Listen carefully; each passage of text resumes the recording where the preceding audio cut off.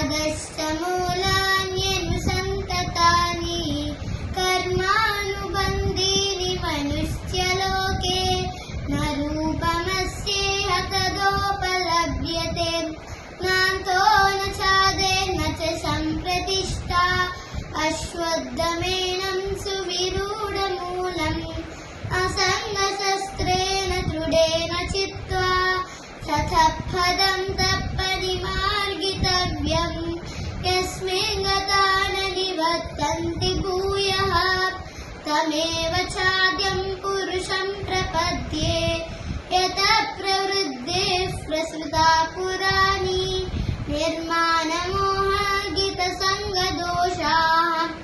अध्यात्मनित्या विनिवृत्तकामाः द्वन्द्वैर्विमुक्ता सुखदुःखसंज्ञैः गच्छन्त्यमूढाः पदमव्ययं ततो न तद्भासयते सूर्यः न शशाङ्को न पावकः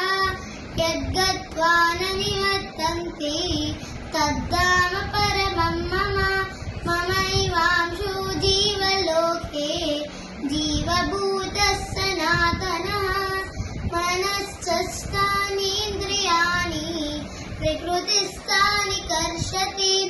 शरीरं यदवाप्नोति इच्छाप्युत्क्रामदीश्वरः गृहीत्वैतानि संयाति वायुर्गन्धानि वाशयात् श्रोत्रं चक्षुस्पर्शनं च रसनं घ्राणमेव च अधिष्ठाय मनश्चाय